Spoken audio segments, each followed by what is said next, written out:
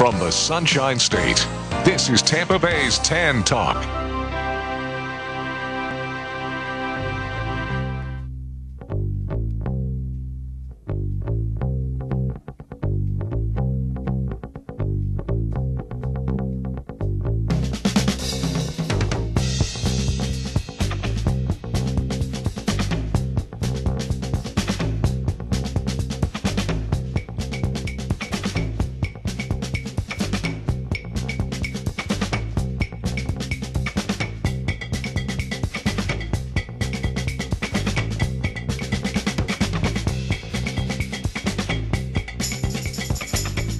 This is Spectrum 360.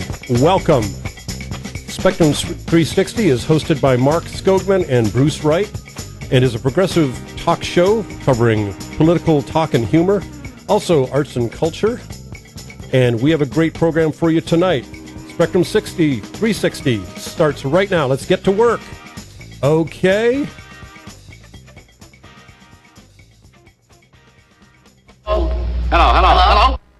Hello. And I wonder what people are thinking. Quiet, numbskulls, I'm broadcasting. Ah, yes, that's what they're thinking. Okay, well, we are going to introduce the program tonight.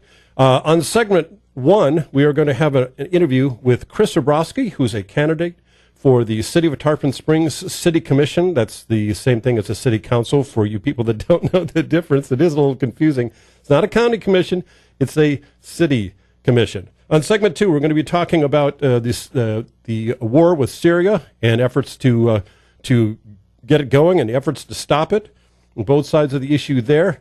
And then we're also going to be speaking in segment 3, in the second half of the program, we're going to be speaking about the Wisconsin sing-along protests and the demonstrations that went with them and the whole situation in Wisconsin regarding arrests of people that are using their free speech rights and are not breaking any laws but are being arrested anyway. We'll be talking extensively about that. We'll also have a talk given by Will Williams on those subjects. Will Williams is a Vietnam veteran. He's a member of Veterans for Peace, the Madison, Wisconsin chapter. He's been to jail recently 2 times for singing in the Capitol. Singing, yes, that was singing. Well, I think if we were singing, maybe we would get arrested, but... Well, speak that's for yourself. Reasons. I've got a music degree, so you know, I think that applies here. He's also a member, or actually was covered in the film The Good Soldier, which I have not seen yet, but I understand is a very good documentary film. We'll have a couple of segments with him from what he said at the Veterans for Peace National Convention in Madison, Wisconsin, in early August.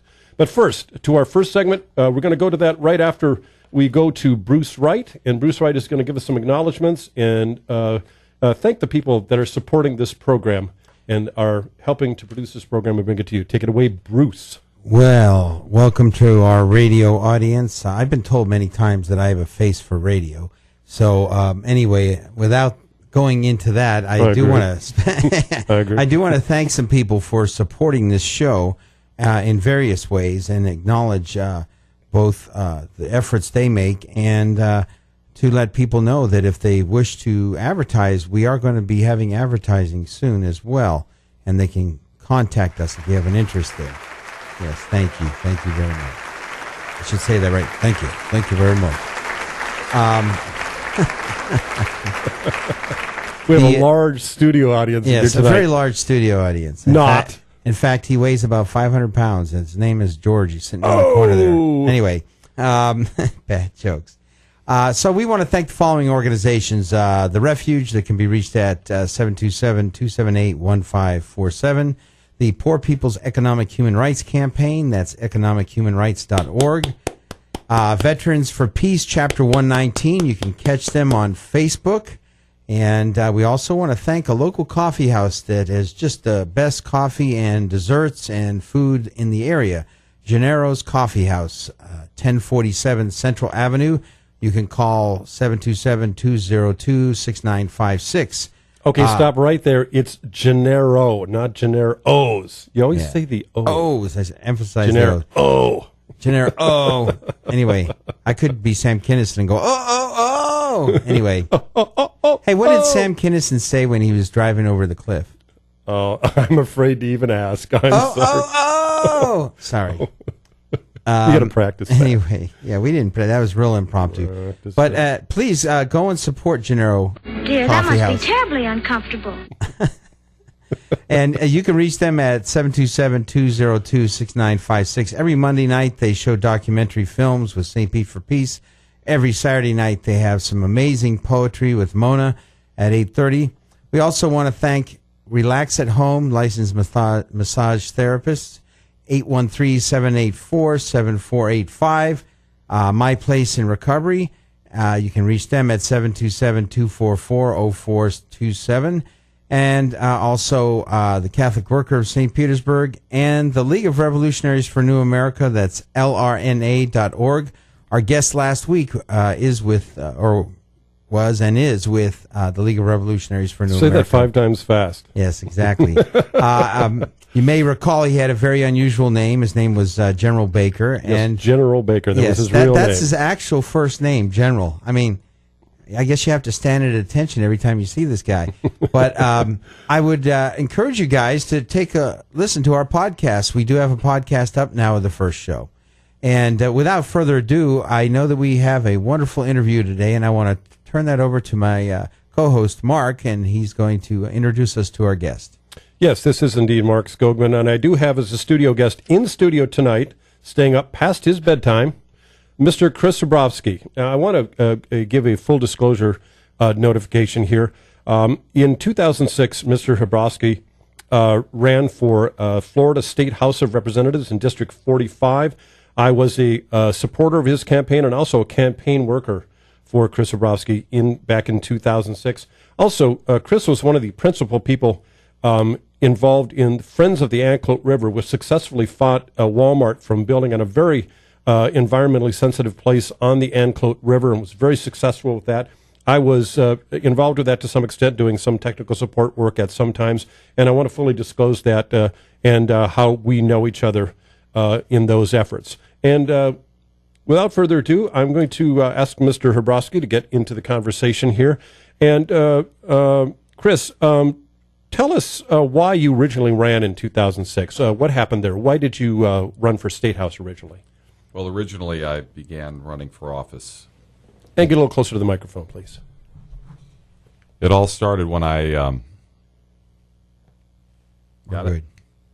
All right, it all started when I first appeared at City Commission, and I Tarpon Springs City Commission. That's right, Tarpon Springs City Commission, and I noticed that our politicians weren't listening to the will of a people. There were 300 people that showed up that day, and we told them that we didn't want that Walmart there. We had very good grounds for this, and they did not pay attention to that.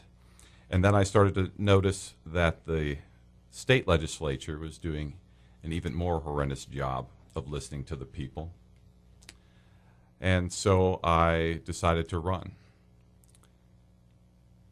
That's great, because I remember being at some of those city commission meetings where there were some very good councilmen and councilwomen that were listening to the will of the public, but there were some that absolutely disregarded, large numbers of constituents that were right in the chamber for these meetings, and that didn't seem to make any difference. And I remember that you did, definitely, and I congratulate you for that. Now, moving on up to the Friends of the Anclote River. Can you describe that effort a little bit? I alluded to it just briefly earlier, but tell us exactly what that was and exactly what happened.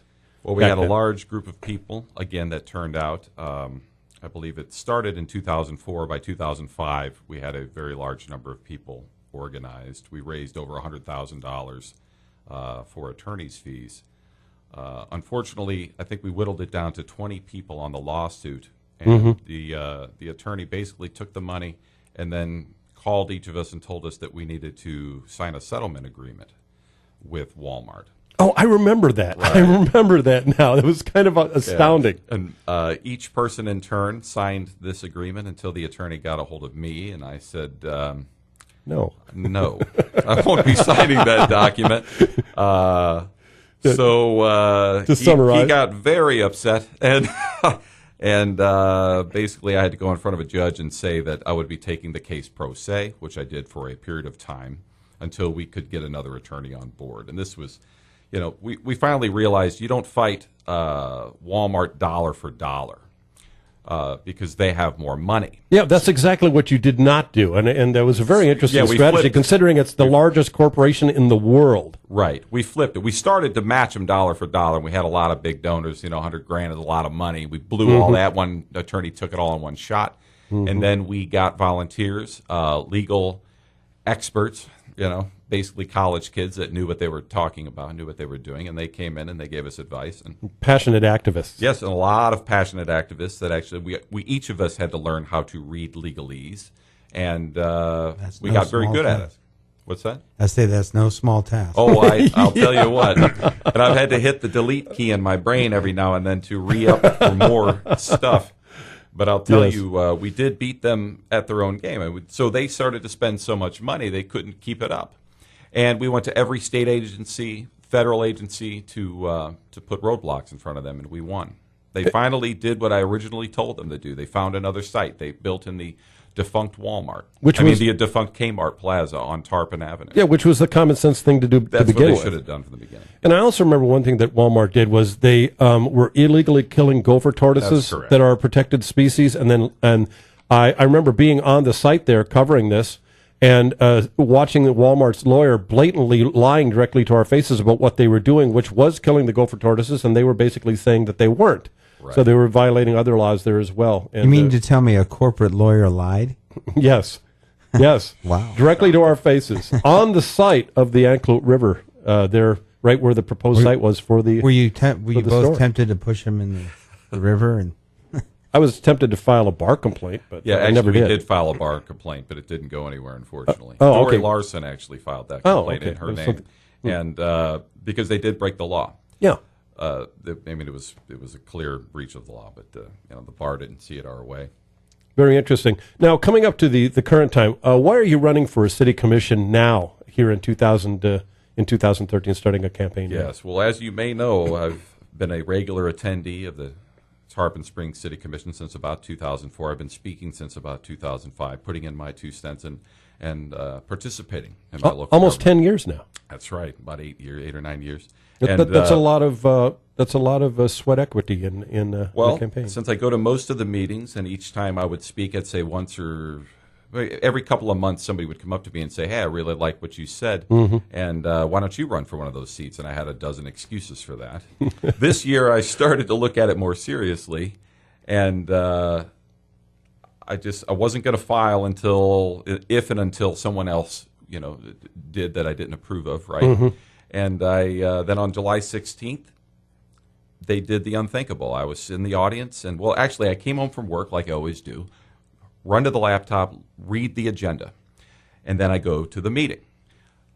I saw a word I didn't know what it meant, and I looked it up. It was subordination of a loan, and I said, "What the heck is this?" So I Googled it real quick and shot out the door. Basically meant to put a loan behind another loan. Got to the meeting. They get to this agenda. like a second mortgage? I'm going to explain that here. Okay. What they do in Tarpon Springs is they force you to go from septic tank to sewer. When they do that, they will loan you the money to do it. So they will put that as a lien against your home. Isn't that redundant, though, a septic tank and then a sewer? No, you remove yourself from the septic tank and go on to sewer. Oh, okay, that's what you meant. I'm sorry. And so Thank you for the yes, clarification. and so when they do that, they'll loan you the money to do it, and then you pay it off monthly like you would with your water bill, right? Now, this family had one of these loans, and they wanted to refinance their home. And the city attorney had written a memo saying we shouldn't do this because it would be putting our loan behind this new mortgage, and then we may never get our money. Guess what? It was only $400 for one thing. The people weren't late on their payments to the city. They only had a couple more payments to go, and so it was somewhat ridiculous to begin with.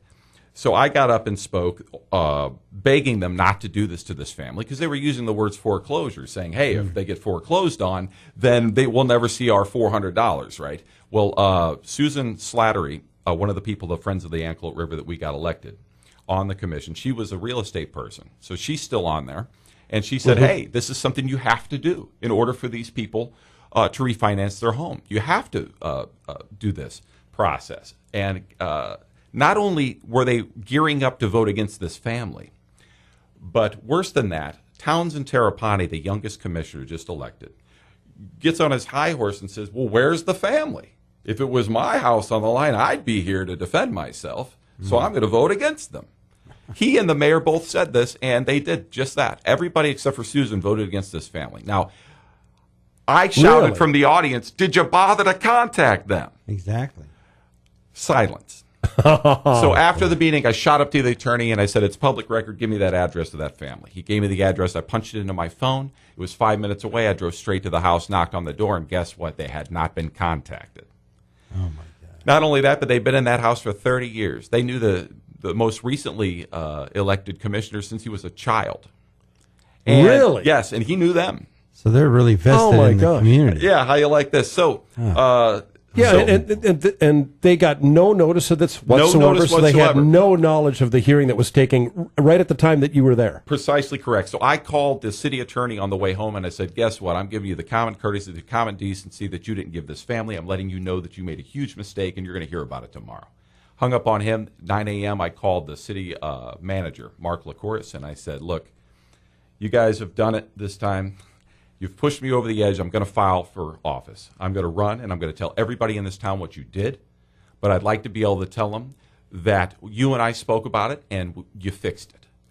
He immediately agreed, hung up the phone, called the bank, and he turned the process around. He said, halt everything. We're going to have another vote on Friday. They had a special session on Friday, and they re-voted.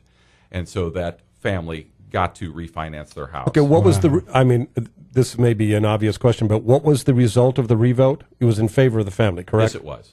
They only had the 4 commissioners minus Susan vote, so it was basically unanimous. Well, great job assisting the family. Well, Fantastic. check this out. Then I go back on the 23rd, which was the next meeting, and I blasted them and said that you owe an apology to that family and an apology to the entire city of Tarpon Springs. That there isn't one family in this city that's better than any other.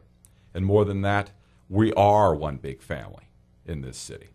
And so I requested that they make it a official policy that they contact families or anyone that is going to have their name appear on an agenda before they get slandered in front of the city on television, right? That seems such, Yes, like, so it seems like common such a sense. common sense thing. right? my So guess gosh. what? This last Tuesday, the September 3rd, that finally happened. It was the second to last agenda item. I talked Jeff Larson into getting this on there. He got it on there, and we passed it. So now they will have to contact people Oh, that's great. before they can say anything about them in front of You know, the and this city. happens so often. These almost like behind your back kind of foreclosure situations. You know, I work with the Poor People's Economic Human Rights Campaign, and we deal with these kind of foreclosure situations all the time. And it's unbelievable what cities and municipalities get away with in relation to that. Because I would guess too, is this somewhat connected to violating the Sunshine Law in some way? Or? What it was I finally realized exactly what it was. Since I filed for office, they gave me the backup material. They allow me access to the same backup material that the commissioners get. Mm-hmm. It's literally reams of information. So what happens is these people that are commissioners are not reading it. They'll skip the consent agenda and go down to the ordinances so they can figure out some intelligent sounding questions to ask about those. But they'll take all the opinions from the city staff and the city attorney on everything else without reading it and finding out what it is. So the city attorney he wrote that memo. It was his opinion that the city should not subordinate that loan. Mm-hmm. And guess what? If they had read it, if the Commissioner Banther had read it, he would have seen that the family that knew him as a child, that was them. Wow. You see what I'm saying? Now that They has to did be not embarrassing. read it. They did not read it. So this was just negligence. So they're doing just a very poor, very easy version of the job, and it's just inadequate for the work that they're actually required to do. Unfortunately, that seems to be the case. It reminds me a lot of the U.S. Congress, how often bills are passed, reams of paper, i.e., U.S. Patriot Act, for instance. Yes, that's a famous incident. Yeah, It's nothing. true. No one reads it. They did not read it. Not even their aides. Right. And so, yeah, it's unbelievable the legislation that's passed in our, not only at the national level but locally. The things that are passed against people and the will of the people without even the person. Don't you have that? Isn't there something in the Constitution about standing before your accusers? Right. It's a good Somewhere point. in that Constitution. Yeah, right to confront your accuser. Yeah. Yes. Well, very so we interesting. finally have that now in Tarpon Springs. Wow. Welcome Great to job. 2013.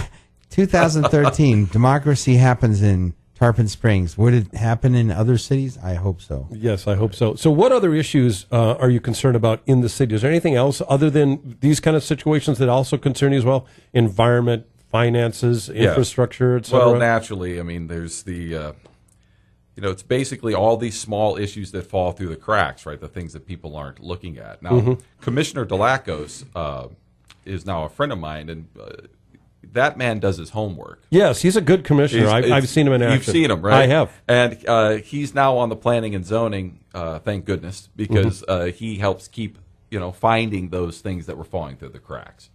And there were many things still going on.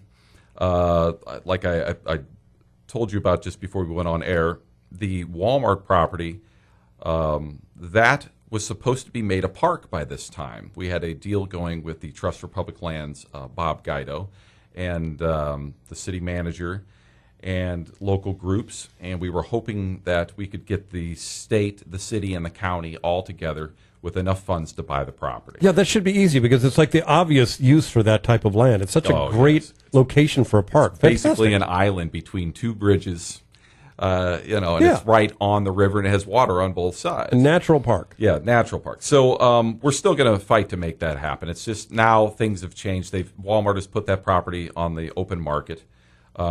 In one sense, it's good because it means that Walmart will not be trying to build on it.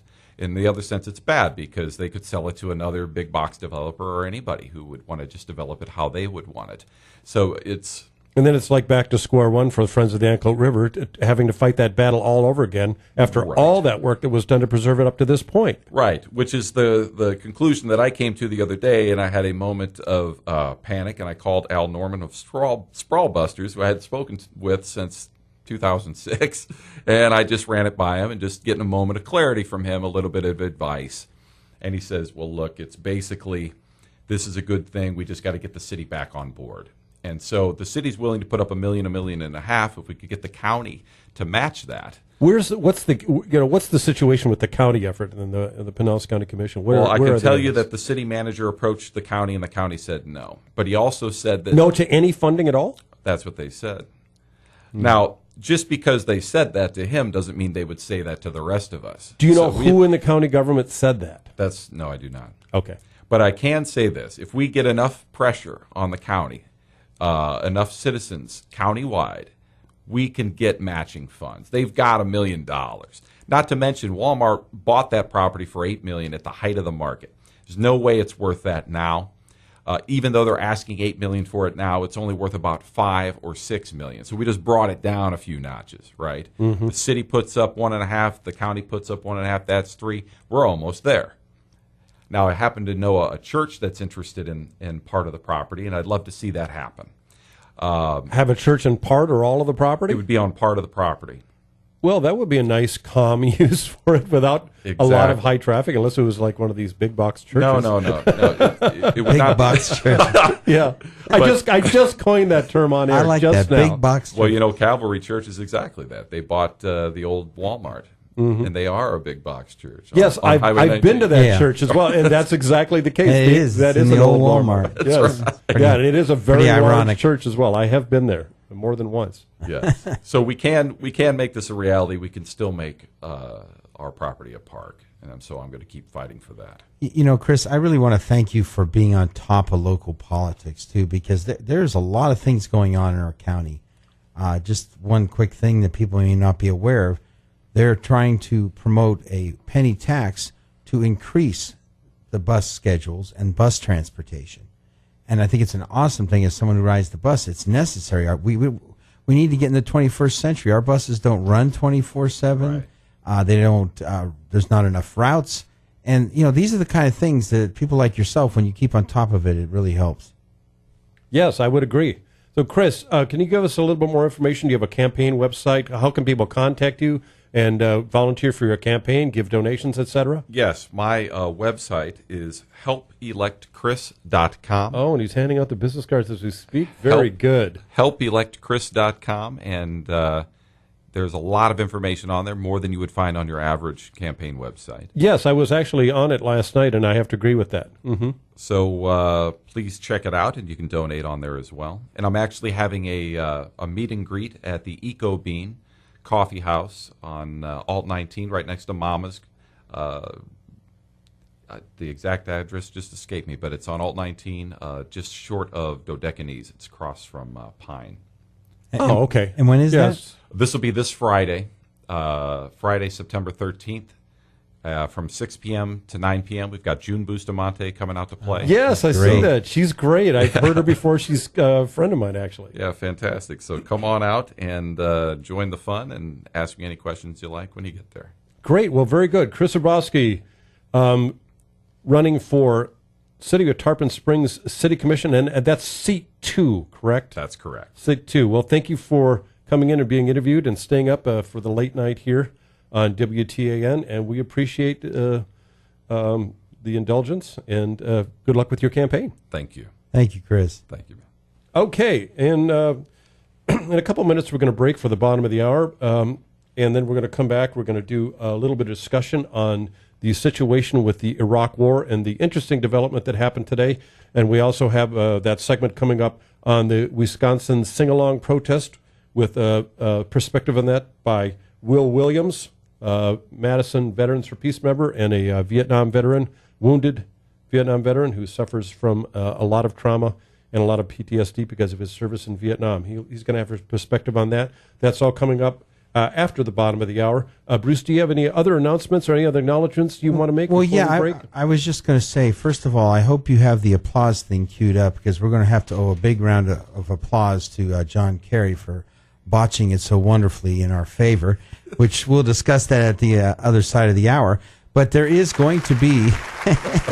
There you go. There is going to be a protest again this Saturday about against invading and bombing Syria. That's at 6 p.m. Saturday, September 14th, at the corner of Dale Mabry and Gandy Boulevard in Tampa.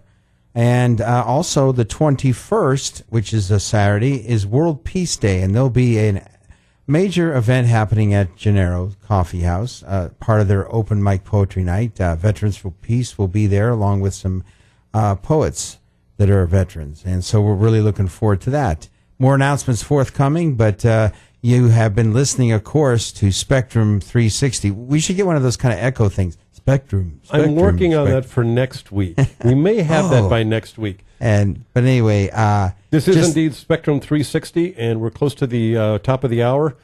Come back in 5 minutes for more Spectrum 360. We're going to let the station take it for a little while here, and we will be back with more Spectrum 360.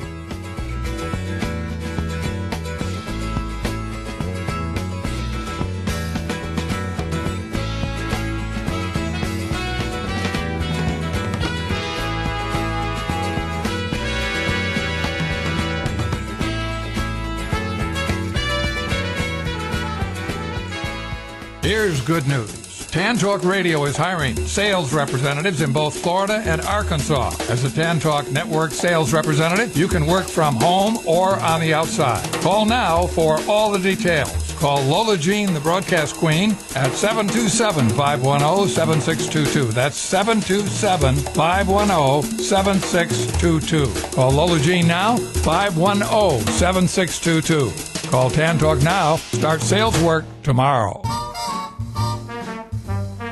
Are you looking for some great restaurants? For some great wines? Where are the great chefs? Listen to Dine Out Radio, heard every Wednesday on the Tan Talk Radio Network. 12 to 1 p.m., we'll tell you where all the great events are. We'll have Food and Wine Magazine and Bon Appetit Magazine. We'll have their editors and writers on each month. And maybe we'll throw in a couple surprises. Check out the website, diningoutradio.com. My bridges all... Imus in the morning. Please welcome out the Imus in the morning program. One of my favorite people, Larry the Cable Guy. Good morning, Mr. Guy. You look like you lost some weight. Well, you know, I started at 294, got down to 280, and 275, and 265, and then my penis pushed through March 17th. And so we were excited about it. I could see it for the first time. It was a big celebration. Now, the bad news is that means there's going to be 6 more weeks of winter this year. That's the bad part of it. And can I ask you a question? The people that are always on your show, do doing characters? Why do they dress up like the characters? I mean, it's radio. Oh, we're on TV, too. Well, yeah. Well, all right. I could see that. What do you think these... Let me ask you something, Larry. All right. I'm going to speak slowly. Look into the camera. What do you think these cameras and all these lights are for? My God, when did you get on TV? Catch Imus in the morning right here on the stations of the Tan Talk Network.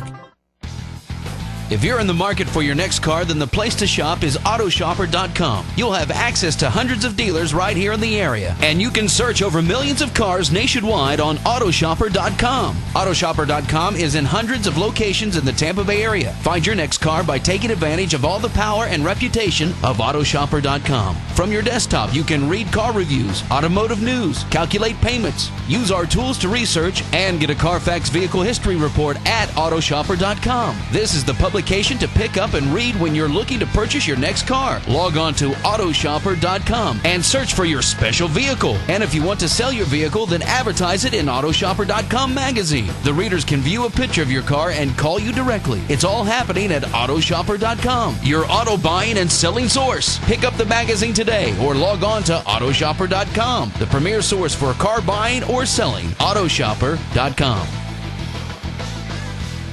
For all your home repair needs, call Ed's Handyman Services at 727-224-8681. For example, toilets, faucet, door locks, and much, much more. Impeccable quality work and reliable real-time service at an astonishing affordable price. Ed provides a clean, safe work environment from start to finish. Licensed, bonded, and insured, Ed guarantees all his work. So call Ed now at 727-224-8681.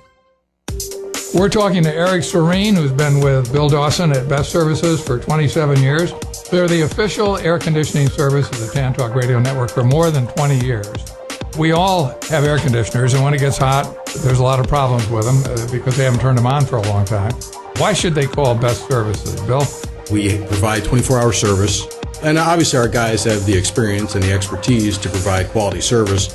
And we're known for our honesty, integrity. You know, a lot of people could say that, but no, that's really important. It really is. We're talking to Eric Serene with Bill Dawson at Best Services. They have 24-hour emergency service. Here's how you reach them. In Pinellas, it's 727-773-0151. In Pasco, the number is 842, also 727-842-3357. Let me give you their website, bestserviceshvac.com. bestserviceshvac.com. Don't turn it off now. You need this stuff. Tampa Bay's Tan Talk Radio Network.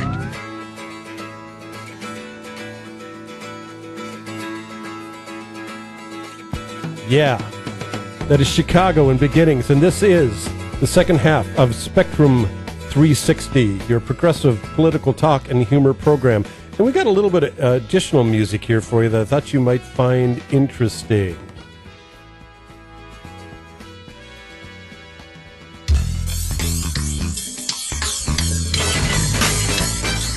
If you want to change your situation, you better join an organization. If you want to change your situation, you better join an organization. If you want to change your situation, you better join an organization. If you want to change your situation, you better join an organization.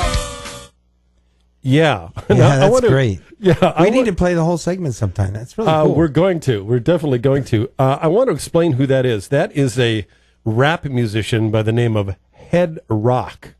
Head Rock, and he lives in Washington, D.C. He's affiliated with Empower D.C., and it's very interesting. They're doing progressive politics there in a very good way. David Cobb, who is a former presidential candidate from the Green Party and is also the current head of the Move to Amend movement, trying to amend the Constitution to get rid of the Citizens United decision from the that was done by the Supreme Court a few years ago. That David Cobb is involved with them in the Empower DC effort. He's been up there, and Head Rock is quite an interesting guy. Us white bread guys right here in our 50s, one with a medium tan and one lily white. I won't say that would which. be Mark. No, not. anyway, we don't do a lot of hanging out with black rap musicians from D.C., although I like to. And I was at the Democracy Convention in Madison, Wisconsin in early August, and I had the opportunity to meet the man and see him, and he was actually very, very good. And I wanted to play a segment there of this is from his CD, and the actual name of the song. Now, I call it, if you want to join an organization, or if you want to change your situation, join an organization. But the actual name of the song is the Superbad 3 Solution. Now, I don't know where he gets that, but it's a very cool song, and we'll play more of it either later in this program or in the next program. It's very good. So we want to go to the next segment, and the next segment is a discussion between myself and Bruce Wright about the situation with the proposed action against Syria by the United States, and pro and con. There's been a big development today in that, and also Bruce has information about an anti-Syria war demonstration that happened on Saturday, this last Saturday, and that was September 7th, correct? Correct. Correct. Well, give us a little more information about that, where it was and what happened. How many people were there? Yeah, it's really amazing the numbers of people that are showing up. We're getting well over 100. And for those who know or are in the know about peace demonstrations of late, haven't had those kind of numbers. Those harken back to the Bush era. But people are so passionate about, and this is in the Tampa Bay area, about what's happening potentially with this potential attack on Syria, that they're coming out, and it's quite a diverse crowd. And this was the second demonstration, and we were out there covering it for Spectrum 360. We hope to have some audio from it next week. But yes. We were out there covering it, and it just was amazing to me. We had a number of veterans there, including Iraqi war veterans, one of which shared with the press. We had mainstream media out there, which, if anyone knows anything about demonstrations, getting mainstream media out is a chore in and of itself. And so we had quite a few mainstream media out there covering it. And we had Iraqi war veterans. We had a number of Syrian nationals as well as Syrian citizens of this country that were out there demonstrating. We had young people, older people. We had business types. We had radical lefty types. I mean, it was a wide range of people, and that kind of underscores the sentiment that's going on around this. It's very rare that you see bipartisan support of something and bipartisan disagreement with something. And what's happening in Washington is kind of a strange situation in relation to that. And most people are really, really calling into question, and it reminds me, in fact, of the same kind of justification we used to go into Iraq. And so a lot of people are concerned and rightly skeptical. And so, the alleged evidence, which we haven't seen, by the way, supposedly some members of Congress have seen, but we haven't really seen the evidence that it was, in fact, Assad's regime that did the use of chemical weapons. Well, let me address that issue just briefly, because there has been contradicting information about what the chemical weapons attack in Syria consisted of and actually who did it. And yes, we've got this information that it was chemical weapons provided by Saudi Arabia. That's one mover. And that there were it was a rebel group that did not know how to handle such weapons, which caused the one of the gas attacks. And then you have the administration saying that they have incontrovertible proof that it was done, and that they have signals intelligence about the command and control system in Syria actually ordering this attack. So it's very difficult to really know who to believe there. It's very contradictory information, and it makes me wonder. And there's been a lot of emphasis put on the fact that there is this Iraq war shadow or Iraq war effect, where it's the crying wolf one too many times syndrome, where this kind of information is not believed in the country now because it's been false and very false so often and so recently. So there's fatigue there in just getting to the point where we can actually believe the intelligence and believe the leaders. And I saw some information today where there were I believe it was approximately 200 or more than 200 Congress people now are tending to not vote for the war, and that they've been contacted heavily by their constituents your constituents are lobbying them vastly more against attacking Syria than for, at least at this time. And then there was this situation, this development with the Secretary of State Kerry today. Oh, yes. And Bruce, can you comment on that? Did you cue up the applause for that one? I could. Yeah, Secretary Kerry is now basically saying that, well, we may have been too hasty and we didn't really fully give them the option of saying, well, sure, come in and inspect the weapons and if we have them, and decommission them and make them unavailable for use with a UN oversight happening. And one begins to wonder, why didn't he do this? Why didn't Obama do this to begin with? Well, we had a discussion before the program started, and my opinion of that is that this option they didn't take seriously. They just did not think that the Assad regime in Syria would take it serious and would ever even consider doing that. So it was like a non-starter for them. So they didn't even consider it when actually they probably should have. It was interesting to note that just the threat, just the start of a credible threat of force by the United States actually caused some defections from the regime in Syria. So it actually had a much more serious effect, just the start of the threat of it, than a lot of people realized. And what Kerry actually said was he isn't about to do it. But, there were aides that suggested that the Secretary of State was not being serious when he said that. But Russian Foreign Minister Sergei Lavrov immediately started to react as if it had been a serious proposal, and they started taking action on it. It was, my understanding is, within hours of that comment. So it's a very interesting, unexpected development, and perhaps this will calm the situation, prevent a war, and maybe there can be a security with those chemical weapons without having to have a multilateral military force go into Syria or the United States doing it unilaterally itself. Yeah, and you know what's encouraging about this is that we may actually prevent a war for a change, and that there's such broad support. We realized there was in the build-up to Iraq eventually. I mean, it had broad support initially, but then support was waning when they realized what we were getting into. But in this case here, it started right from the beginning that the public, a broad spectrum of public, from both sides of the aisle, from independents and from Congress and the Senate and just political officials in general. So this is a different kind of situation, and I'm hopeful. I'm hopeful that this time we win. Yeah, I mean, you have to take into account the law of unintended consequences, and there's a lot of things that could possibly happen, especially when Iran is threatening some type of retaliation if there is action taken in Syria. But this has really come out of nowhere, and we've got White House Deputy National Security Advisor Tony Blinken saying we would welcome Assad giving up his chemical weapons. That would be terrific.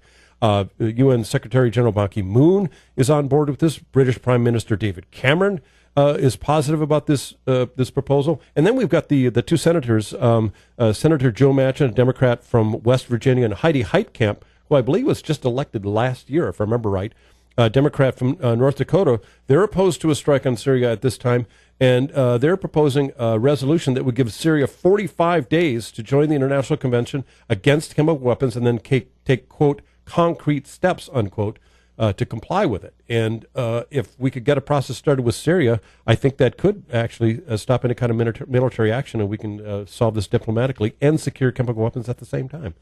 So interesting. It would be a win-win situation for sure. Well, Mark, I know you've got some things to share with us. You are logged, I don't know, several thousand miles over the last several weeks, going up to Wisconsin, quite the road dog.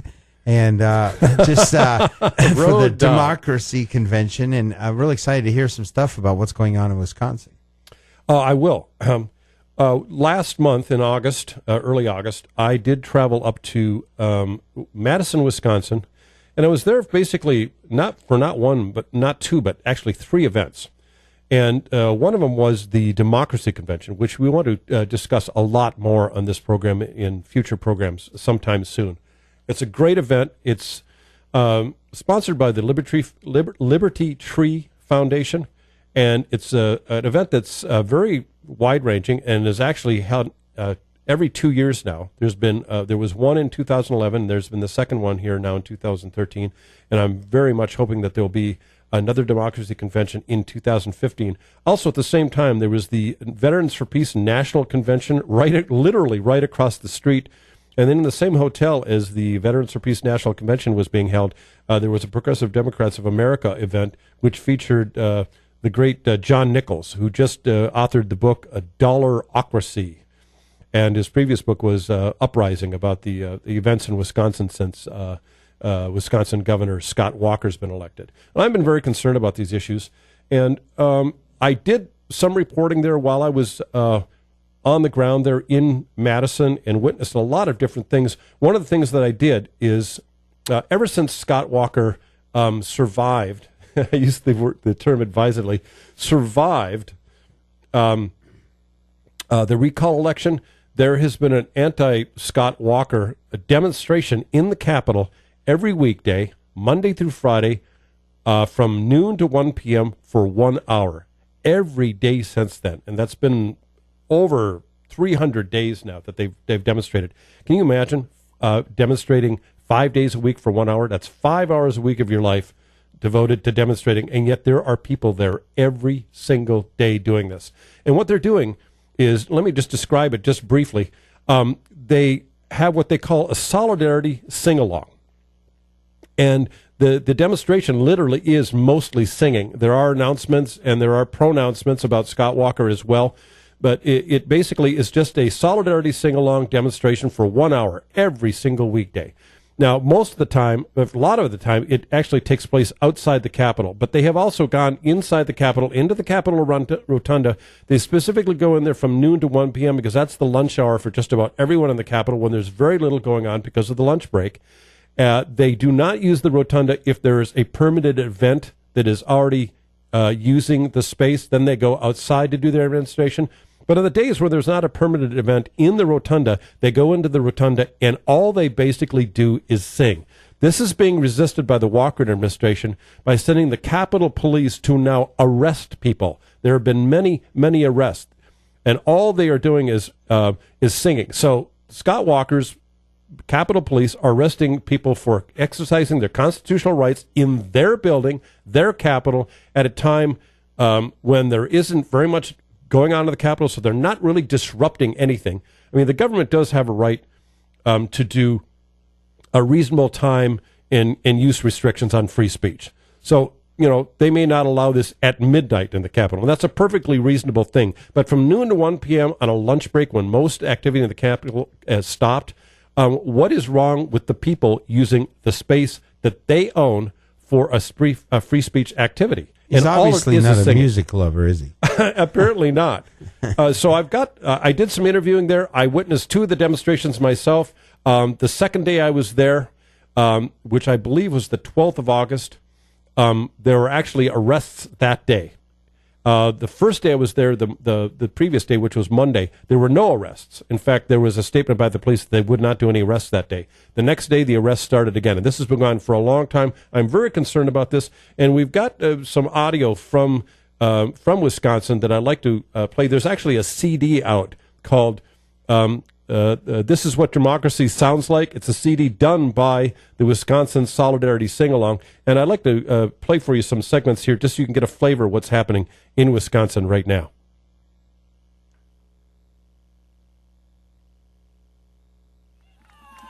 Before we get started with any more singing, I'd like to do a quick call and response if you'd indulge me. Please, repeat after me. Wisconsin State Constitution. Wisconsin State Constitution. Article 1. Article 1. Section 4.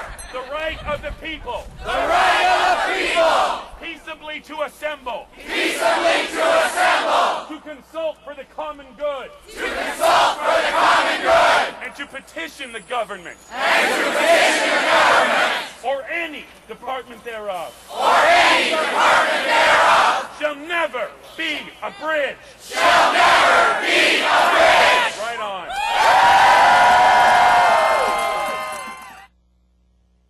Okay, that was one chant. Here's another.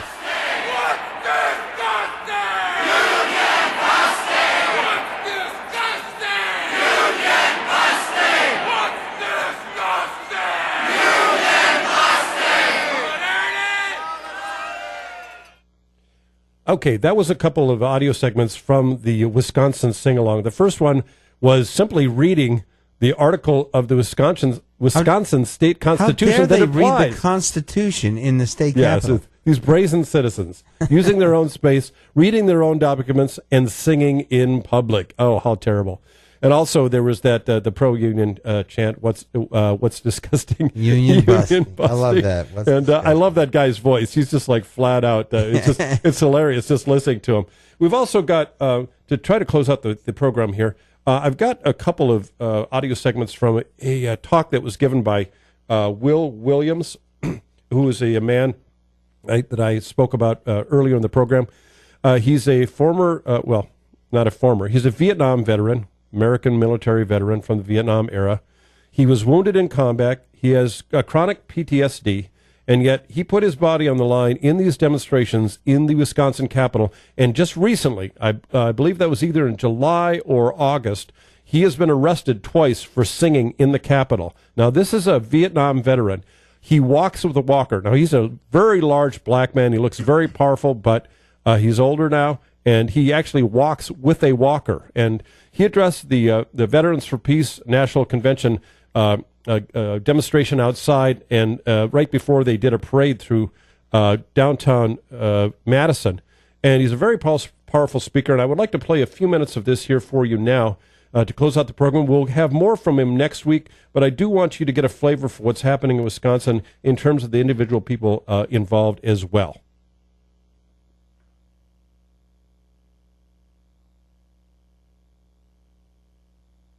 Check out those events. The convention isn't over yet. We have one more speaker, and then we'll have the Ford Munchie Band come out and lead us down the street.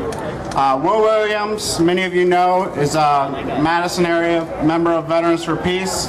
He's a Vietnam veteran who opposes war and who's gone to jail for justice twice in recent weeks during the Solidarity Sing-Along.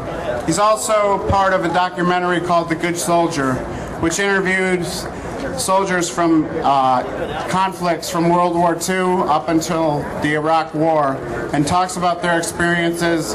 And the DVD is for sale for $20. $10 of that goes to our local chapter, the Clarence Kalin chapter of Veterans for Peace.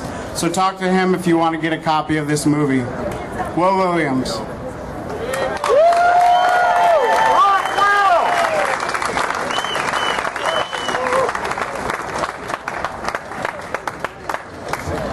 I know you've heard the word thank you a lot this evening, but growing up in Mississippi, that's Southern hospitality to say it, and I'll say it now. I want to thank everyone for being here, because I know most everyone would rather be somewhere else, either fishing on the beach or doing something. But you find it necessary to be here because we are fighting a cause that must be fought. And when I see the word peace or hear it, I think of justice, because to me justice is the foundation for peace.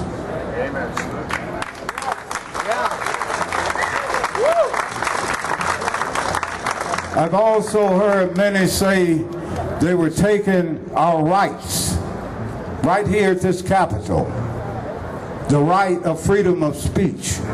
No, no one can take your rights if you know what they are and you're willing to stand for them.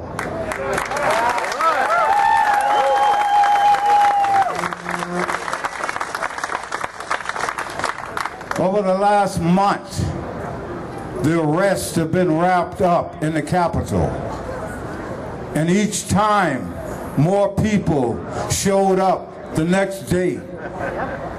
So you would think that the people there would understand that they're only making the problem escalate. As one that grew up in Mississippi that was denied rights, the rights of anything. There's one that left blood in Vietnam, supposedly fighting for those rights that I found out later in life that was bullshit. We weren't fighting for rights then, and the people in Afghanistan and Iraq or anywhere else where we're having these covert activities of fighting for rights of anyone except the people that control this government.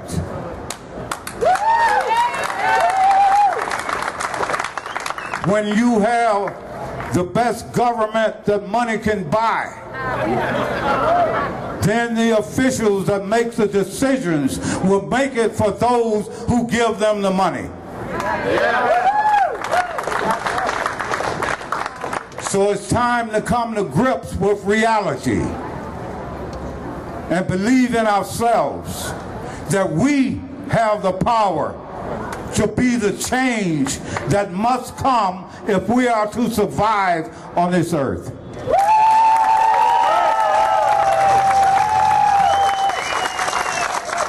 And I say on this earth because throughout history, our country have been the greatest purveyor of violence in the world. Those were the words of Dr. King.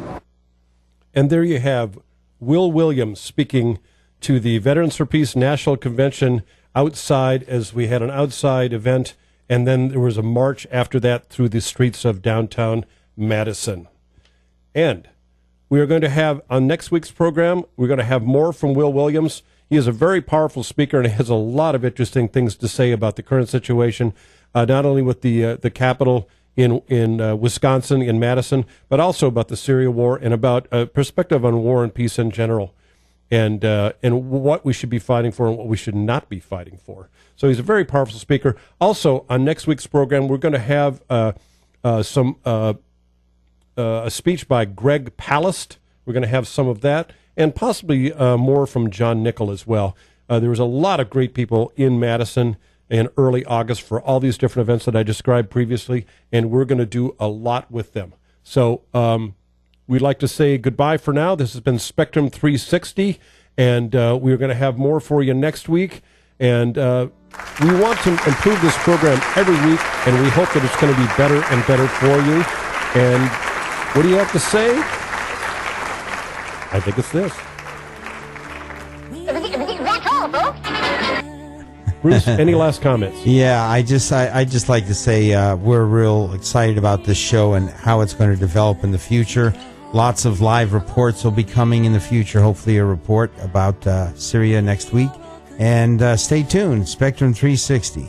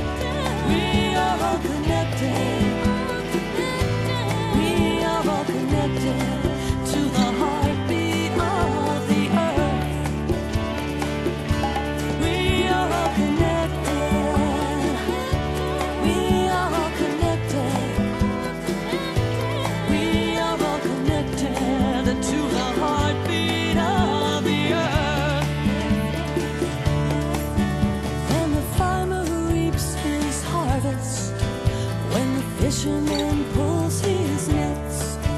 When we live and work on this planet, we each have an effect on our fragile earth and wildlife. We need a peace, love, and respect. WTAN, Clearwater, Tampa Bay. WDCF, Dade City, Tampa Bay. WZHR, Zephyr Hills, Tampa Bay. Listen,